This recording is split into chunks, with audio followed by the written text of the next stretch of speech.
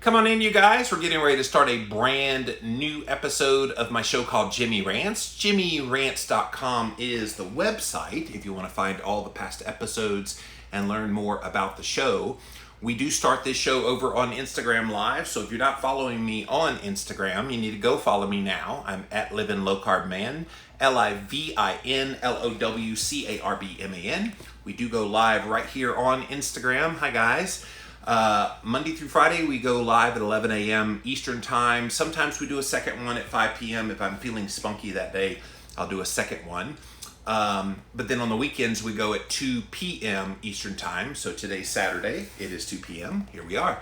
And then Sunday as well, we'll do a 2 p.m. So that's what we do on this show. Start on Instagram Live. Then we put it over onto JimmyRants.com as well as on YouTube. If you type in a keyword Jimmy Rants, you will find the show over on YouTube. Thank you to all my YouTubers who watch. I get a lot of great interaction on YouTube. So thank you guys for all of your viewership out there.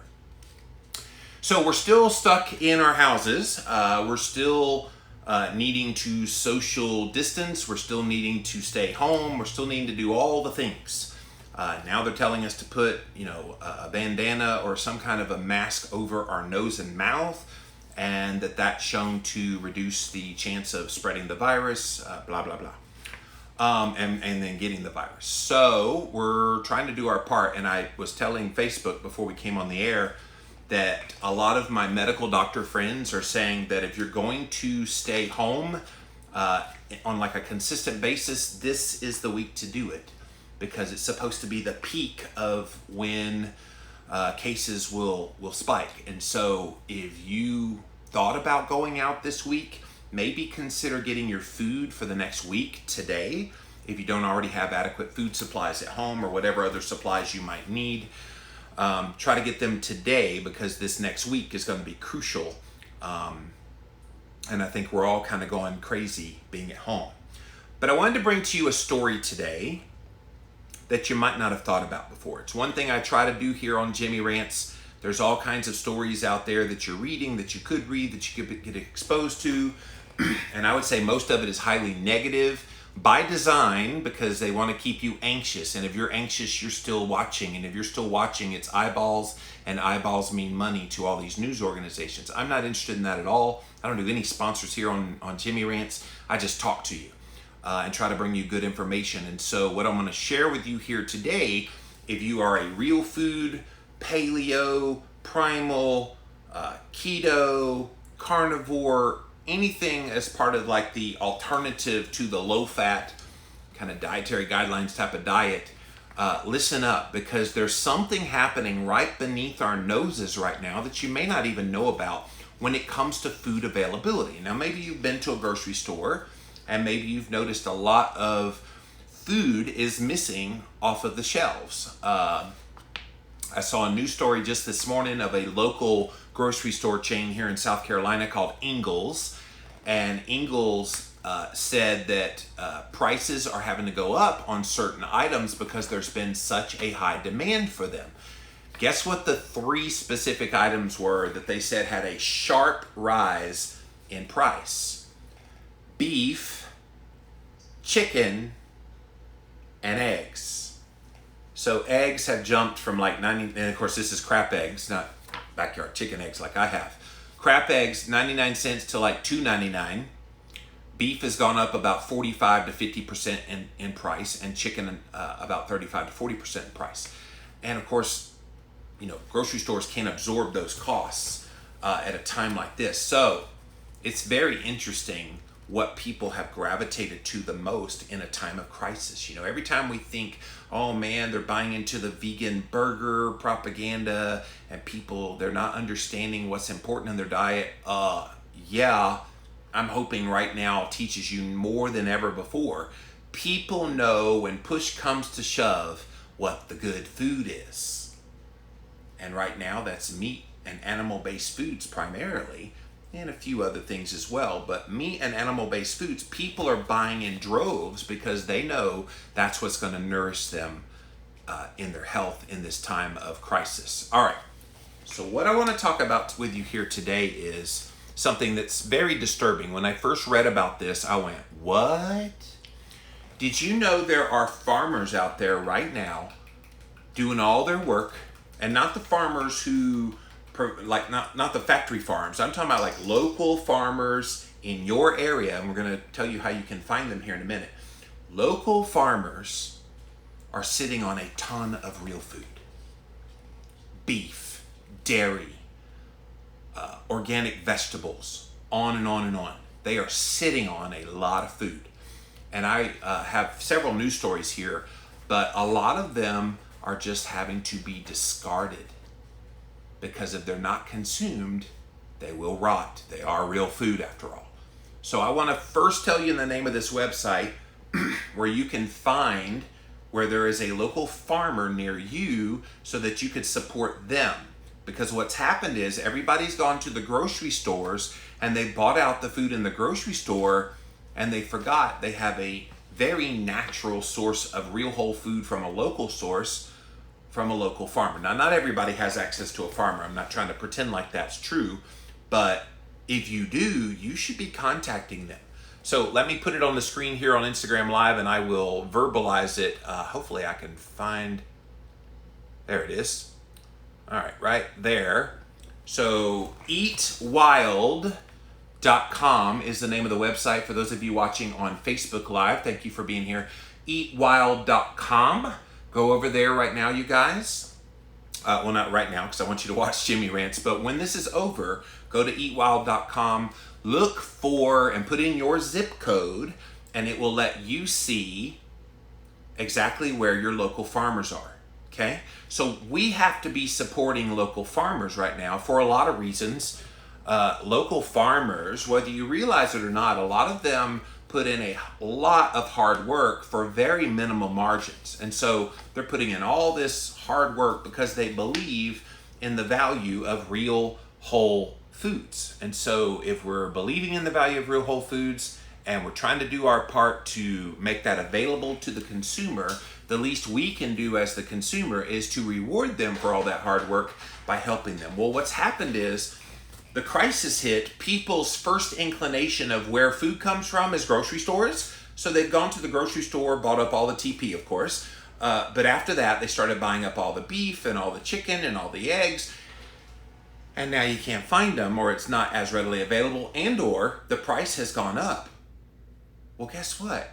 Farmers are sitting on a ton of eggs and beef and chicken and produce that's fresh, organic. Go find these people and support them right now. Now, I'm very fortunate. I have 22 backyard chickens, and right now, those 22 chickens are laying about 12 to 15 eggs a day. So if my chickens are getting that kind of production, can you imagine these farmers that have hundreds of chickens that are laying a day? They're getting tons of real food, you guys, with nowhere to put it. And if those eggs don't get eaten, guess what? They rot, gotta be thrown away. And what a shame that would be in this time when people are looking for food. So let me read some of these stories. This first one is from wastedive.com. Food waste impacts emerging as coronavirus shifts life from commercial to residential. Food waste experts are slowly assessing the short and long-term impact of the coronavirus, which remains murky, with the fallout likely stretching in the coming months. Some are worried about supply chain impacts, including food recovery for donation. This is another part. All these food banks, you guys, are barren right now. And I know that there's certain groups that are trying to make sure that they stay stocked, but homeless people and other people that are in destitute situations where they rely on these food banks to be able to have food, they're barren right now. And so we kind of need to come up with fast solutions about how we connect these places like farmers, for example, where their crops and things are deteriorating, to get them to these food banks so they can be distributed to people that could use them sooner than later. Initial volume shifts are unclear, but a major surge in grocery purchases appears to be driving a decline in food waste associated with retail. One concern is public demand for food may lead to an uptick in waste. not only through organics, but through packaging as people shift to takeout and delivery. Have you done a lot more takeout and delivery lately? And are you getting like boxes and bags and containers? I'll admit I've gotten a few things takeout since all this unfolded. And yeah, so waste at home has probably gone up for some people. Food is a very high priority, according to Executive Director of ReFed. I think waste is very low on the priority scale for people right now. Her organization and the Harvard Law School Food Law and Policy Clinic are sharing resources aimed at trying to connect all the issues that are at play here. So in an effort to stem the spread, a lot of people are trying to stay away, socially distance, as we well know. And so people are going to the store and they're concerned. And they're concerned about a shortage of food. A lot of them are just buying food from stores, and they'll need to do more and more of that as time goes by. Everybody's nervous right now. The other wrinkle in all this is people who don't have a job right now. I think it was 6.3 million brand new unemployment claims last week. And so people are now fearing, okay, I'm not going to have any money to buy food. So you got a lot of little floating issues going on here. Another area of concern is emerging, like farmers markets. In Washington, D.C. and New York City, they have exempted farmers markets from bans on public gatherings because they function as an essential food retailer. But there has been a decline in patrons, which has forced them to close. So they're allowing the food farmers markets to be open, but people are so scared to get out and be around other people that they're not getting enough customers to make it justified to stay open. Especially since a lot of the people who work those markets tend to be elderly and they're scared to death to be out in this. So those decisions are leaving farmers without a common outlet for their income. So keep in mind, local farmers tend to take their crops to a farmer's market in order to sell. Well, if there is no farmer's market, what are they supposed to do with all that food? And keep in mind, they plan food to become available. You can't just stop that. Like, all those crops are now coming to harvest. They got to do something with them. So it's driving up waste as a result when they can't sell their products. Can you imagine thinking about all these farmers? Let's just talk about organic vegetables, for example. All these farmers that have these vegetables that they could pick them, but then what do they do with them? And in one of these stories, they're actually starting to feed their cattle some of their crops because they can't sell their crops. So they'll take their strawberry plants and they'll feed them to the cows. Or they'll take their leftover cucumbers that they can't sell and they'll feed them to the cows and the pigs and the whatever. It's a really interesting situation with these local farmers, which is why I'm pushing people, go to eatwild.com, try to find where these local farmers are. If you're having trouble finding quality food in your area, this could be your ticket. Many schools have closed, sent students home. Some of these closures have coupled with efforts to reduce food waste. Disneyland, for example, closed last week, said the theme park would donate its excess food to a food bank. Other universities have also reached out to food waste organizations to try to assist with overflow. So all of these places that are now closed that have food on hand, they're definitely trying to get them to places where the food can be consumed. Long-term issues, we're talking about curbside organics collection programs in places like San Francisco and New York, for example, remain ongoing, but they're much smaller scale. And it means a decline in access to these kinds of foods that people are used to. You see how this has disrupted a lot of the way that we think about where we get our food. And I've long found it strange that when people think getting food, their first inclination is grocery store. And I get it, that's what grocery stores do, is the purpose they serve. But people forget, real food doesn't come from a grocery store. Most of what's in a grocery store is just garbage. The real food comes from your local farmers. And so if you've not already gone to eatwild.com and tried to see where local farmers are in your area, try to seek them out. And maybe that's a good thing that comes out of this COVID-19 crisis is we finally realize food doesn't come from grocery stores. Food comes from farmers who put in the effort And right now, those farmers are suffering. So if you're struggling finding food, try to find one of these local farmers on eatwild.com. A lot of restaurants are also feeling the pain. They've had to move to delivering food to homes. It leads to better efficiency as long as people are ordering. But the problem is they're used to having to-go orders and sit-down orders. So there's food kind of, they're ordering too much food, and then they have wastage. So we've got all these kind of issues that when all this came up, nobody thought about these kinds of things. All right, so there's another story I have here from CNBC, why the coronavirus probably won't force American grocers to run out of food. And so for the week ending March 21st, sales of fresh meat were up by 100%. Fresh meat, 100%. Canned tuna, more than 200%. And dried beans by nearly 400%. Dried beans are pretty cheap anyway. And so that's probably why they sell so well. What do all those three things have in common? They're all protein sources. And so people are looking for where they can get protein right now, because protein is a need. It's still an essential amino acid, last time I checked. And it doesn't care if we're in a crisis or not, you need protein. So a professor of operations, technology, and management at Cornell, Karen Garatra, says we're seeing some shifts in patterns and we're seeing some panic buying. Overall, we're not running out of any food, so there's no reason to panic. When I read that, we're not running out of food, they're talking about really any kind of food product. We are having trouble keeping up with real food. And those of us in the real food movement, those of us that eat keto, carnivore, are you finding it harder to find the foods that we need? Because there's a ton of packaged food still, obviously, but that's not the kind of food we want to be eating. So it's very interesting now that we're kind of in this crisis situation. What are the foods people are gravitating to? And it's the very ones that we all eat. Which leads me to believe they know those are the healthy foods. They know those are the life-sustaining foods, the immuno-boosting foods. So maybe this message is getting out there a little clearer than we want to give it credit for sometimes. So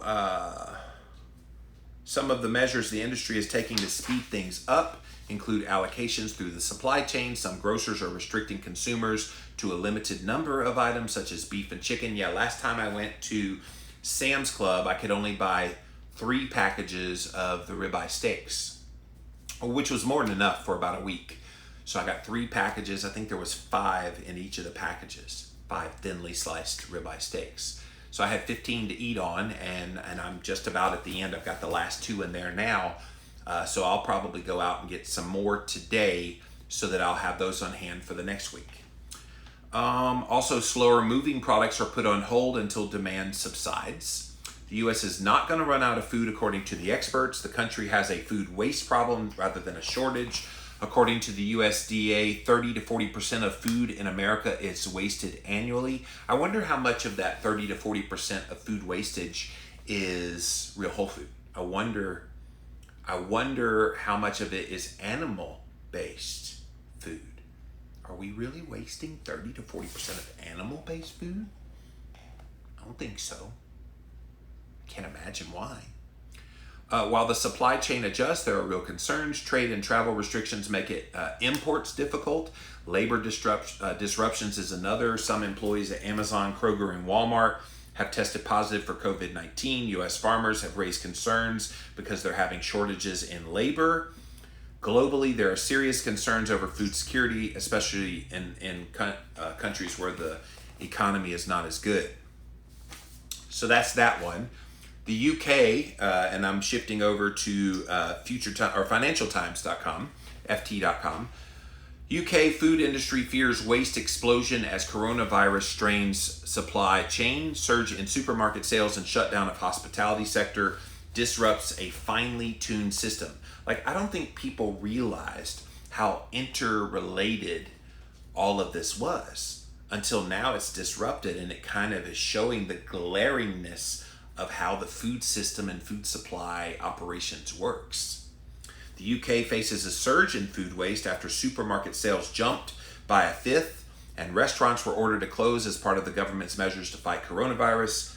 Figures released by Nielsen on Tuesday showed that shoppers bought an extra 1.9 billion pounds of groceries, that's about $2 billion, in personal goods in the 4 weeks ending March 21st, leaving many stores and warehouses without anything on their shelf. The subsequent shutdown of the hospitality sector then delivered a second dose of a heavy disruption to the supply chain, relies on stability and predictability to keep stock moving and minimize waste.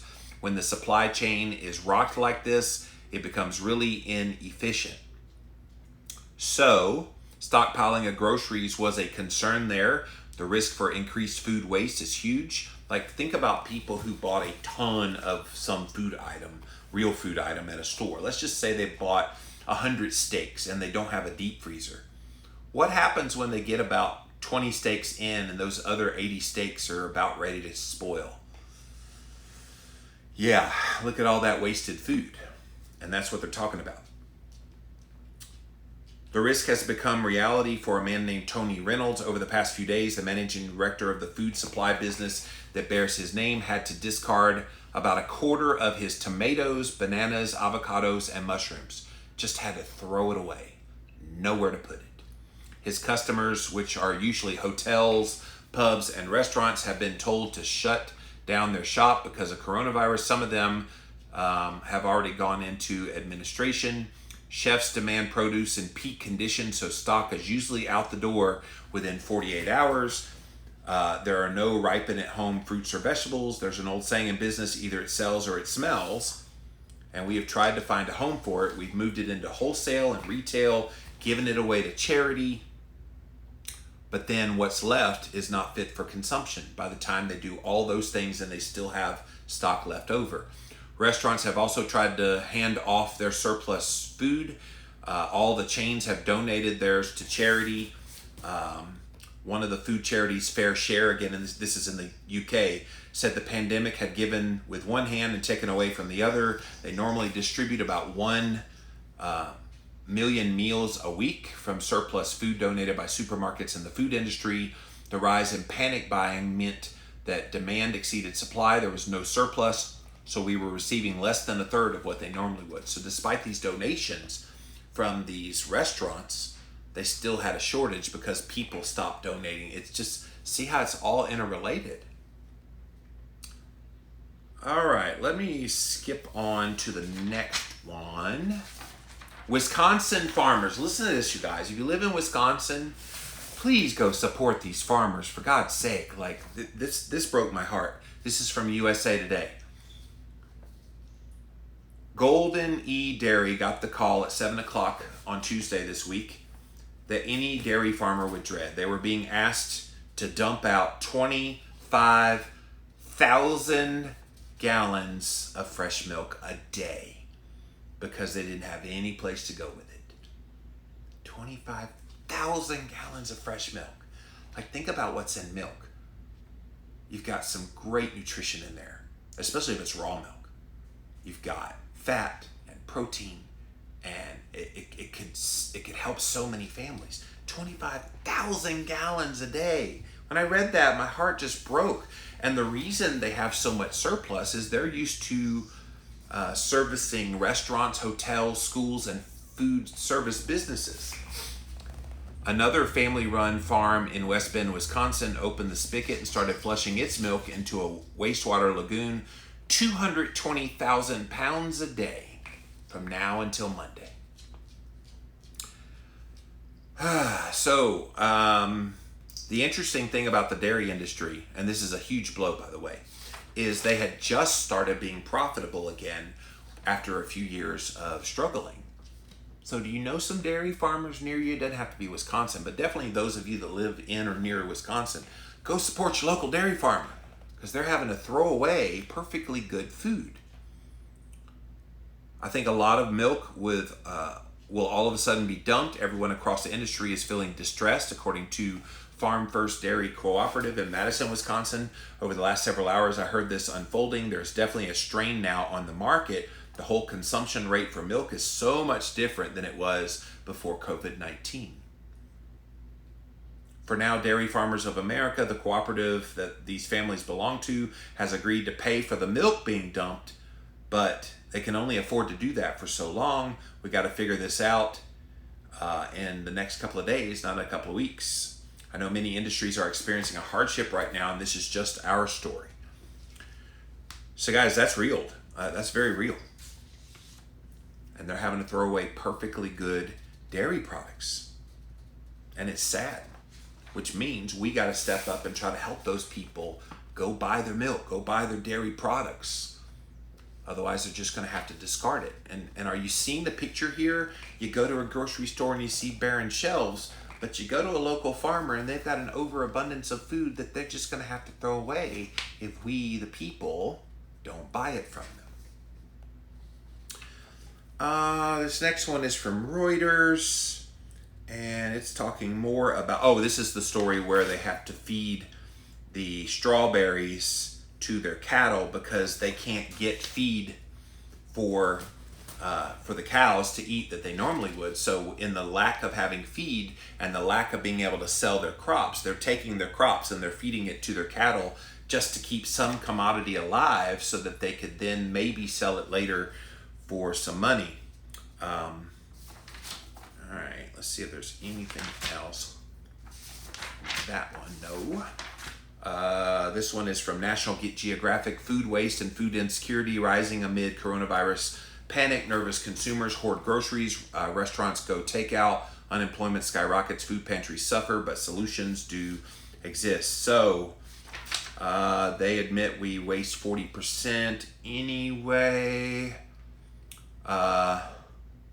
Milk spoils, leftovers lurk at the back of the fridge, tossed, da-da-da-da-da. There was something in this one I wanted to bring out, and I'm trying to see. Talking about the food insecurity. Okay. So there's a lot of online apps that are trying to help reroute a lot of this food that's available. And so that organization I told you about earlier, Refed, they work directly with a number of innovative and nimble food rescue organizations trying to capture this food, find ways to use it through technology to connect donors and recipients more efficiently. In Kansas City, for example, there is a website called feedkc.us that lets restaurants and catering companies list everything they have to offer. Then they connect them with drivers who will deliver that to food banks as needed. Ditto with a website an app called Replate, which operates in the Bay Area, New York City, Chicago, Seattle, Boston, LA, Austin, Texas, Dallas, Texas, and in Pittsburgh. And as the weeks of confinement drag on, consumers become less anxious about the food supply. Many may stop hoarding. So they're saying that initialness where people hoarded food because they got scared of what was happening, they're hoping that eases up and it'll allow stores to replenish supplies. We'll also become increasingly familiar and comfortable with online food platforms.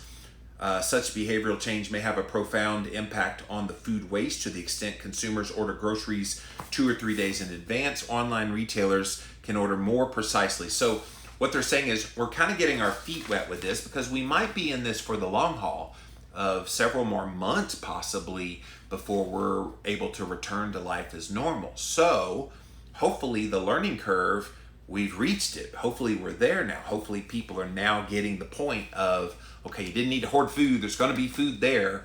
I still think people are anxious and antsy and kind of sitting on the edge, not really knowing what to do right now. And that's making them still nervous about when I go to the store, should I try to buy as much as I can? They're saying no, that you don't need to worry about that. And then one more story. This one is from Bloomberg, and it's about farmers dumping milk.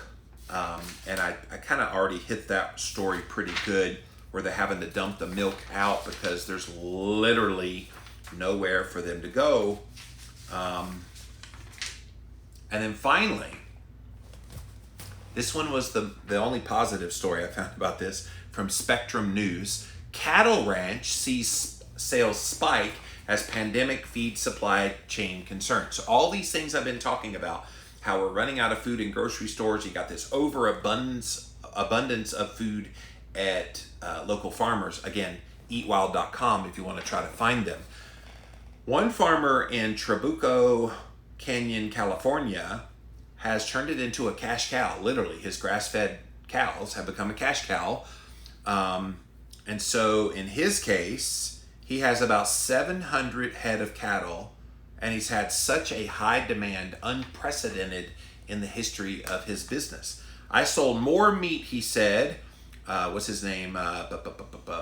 Frank Fitzpatrick, the owner of 5 Bar Beef. Sold more meat in the last 3 weeks than I sold in the last 6 months combined. He's been in the cow business for 4 decades. Says he normally sells about 50 to 75 half cows a year. He said he sold 44 in just the last few weeks. Not just half cows, people are buying up an entire cow. They get the meat mailed to them and then they freeze it. A half of a cow costs $2,300. A full cow is $4,600. He said a full cow would feed a family of 4 for an entire year. If you got a deep freezer right now and you can get you a whole cow and you've got the almost 5K to drop down, do it. Do it. When the shelves in the grocery store run out, people look for alternatives. If you Google meat in SoCal, I'm the first one on the list. People are looking for something to eat. They want clean food if this thing turns a bit long term. He said demand comes from as far and wide as all over LA and Orange County and even up to Santa Barbara. So all of the people in California and the surrounding areas. But you've got farmers, and maybe you've got some farmers markets that are open in your area. Go to eatwild.com and you'll find where those are. Okay, so that is all the stories. Did you know this was happening right now, by the way, that farmers are having to discard some real food while grocery stores have trouble keeping their shelves stocked with the kinds of foods that those of us that eat real food, paleo, primal, keto, carnivore? Have you searched out local farmers? And here's another thing. And I don't have a story about this, but I have read a few stories about this. One of the interesting things that this has done is this has made people turn to trying to grow their own crops. And as someone who has done that, I've not done that this year, but as someone who has planted my own vegetables, this could be a time to learn how to do that because the ground is ripe, the weather's warmer, you're ready to go. All you gotta do is put seed in the ground, and within a few weeks, you should have some food that you could be consuming. And like I said, I've got 22 backyard chickens back there, giving me about 12 to 15 eggs a day. I know if I ran out of money, that at the very least, I would be able to have a dozen eggs a day to eat on. Now, I don't want to eat eggs and only eggs indefinitely, but if I had to, and then if I had to like sacrifice one of the chickens and eat the chicken to survive, I could. There's creative ways to do this, but if you joined us late, eatwild.com is where you can find some local farmers in your area to try to support them, because the crux of what I was sharing here today is perfectly good food is getting discarded. And it's disgusting in this time when people are used to having food availability on a whim. Now that we're in a crisis situation, you're seeing the price of that on a whim availability. It means when that availability is in abundance and people aren't buying, that means all that food's going to get thrown away. And that's a shame to me. We're at that point. So try to find your local farmers, try to support them, and they'll probably cut you a deal at this time because they have so much food. They'll be like willing to give it away because they're just going to have to throw it away. All right, let's see what you guys have to say. Welcome in, welcome in. We're going to go to Instagram Live here first, and then we'll come over to Facebook Live if we have time. Thank you, Living La Vida Low Carb Facebook page, for being here as well. JimmyRants.com is the website if you missed any of the past episodes. Isa Run Keto, hello, my first time seeing you live. Well, welcome. I'm glad to have you here. Kat says we're isolated but not separated. Absolutely. Guys, I mean, I got to tell you, coming on Jimmy Rants is like one of the highlights of my day because I'm literally all by myself here, and I'm not going to lie, it's kind of lonely sometimes. So it's good to come on here and to socialize and be a part of a community, and you guys definitely encourage me with your presence. Nancy says the peak weeks will vary by location. New York is expected this week. Virginia expected at the end of April through the end of May. Can't predict us exactly. I think North Carolina is predicted in the next 2 weeks. Yeah, that's true. Guess it depends on when you got your first exposure to COVID-19. Kat says all vegans turned into carnivores overnight. Yeah, if all the meat is being bought up and all those plant-based burgers, isn't that a joke? Like, think about how much marketing has gone in over the past year to push these plant-based burgers and the Impossible Whopper and the Beyond Meat. And now when the you-know-what hits the fan and the rubber meets the road, where are people turning? Are they eating that crap? No. They're eating real whole food.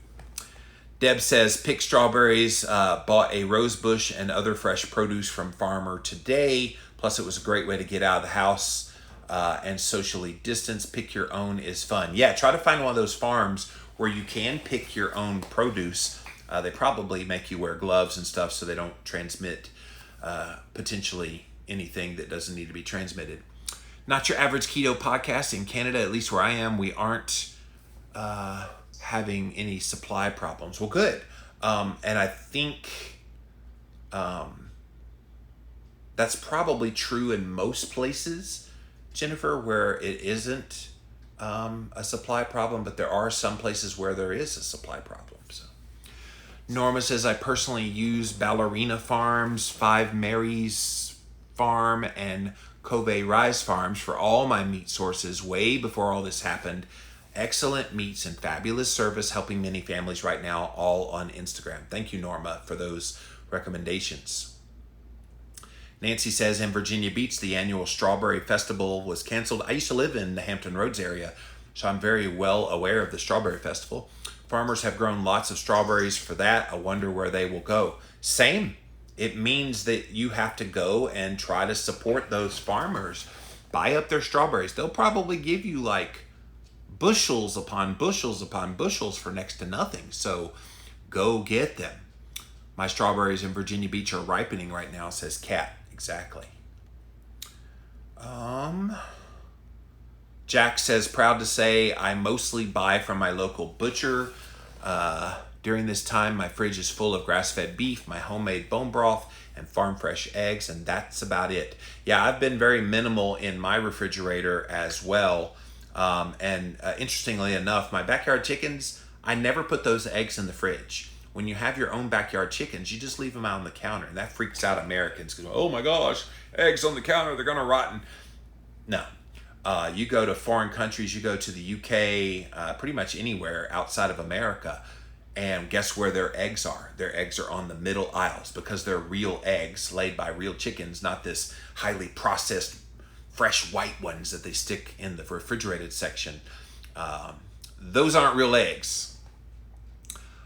Jack says, I don't have room to stockpile food in my tiny apartment. I only have a mini fridge, so frequent fresh food shops is essential for me.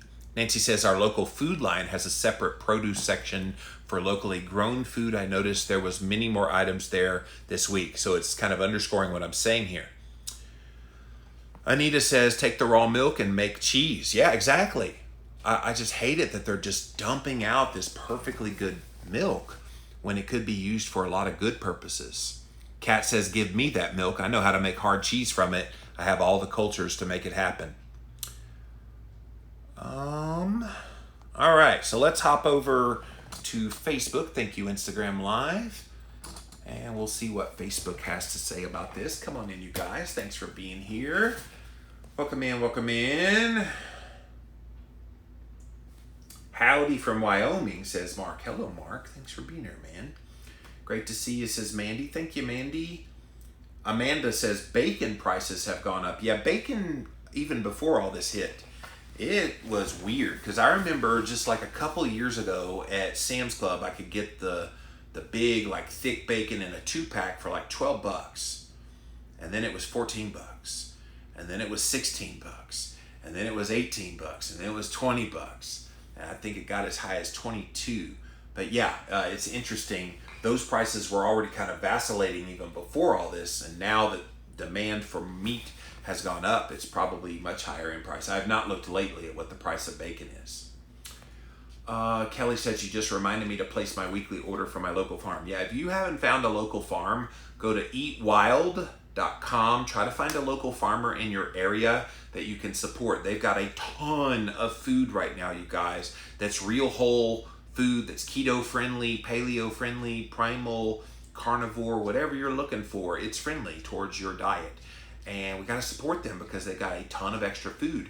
And if this food just sits and wastes and rots, guess what happens to that farmer? They don't make a living. Guess what happens? They got to shut down their doors. And then we have to rely on the grocery store model even more. No, thank you.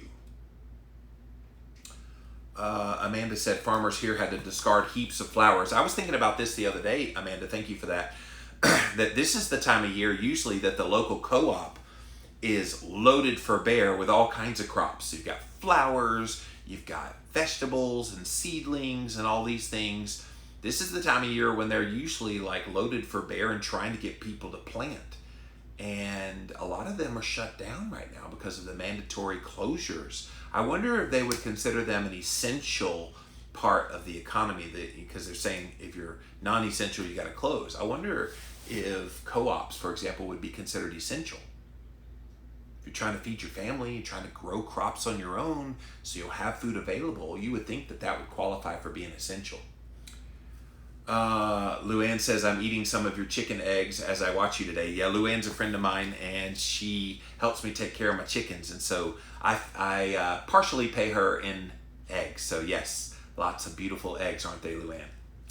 Berkeley says, so glad you're looking well. I am well, actually, Berkeley. Thank you.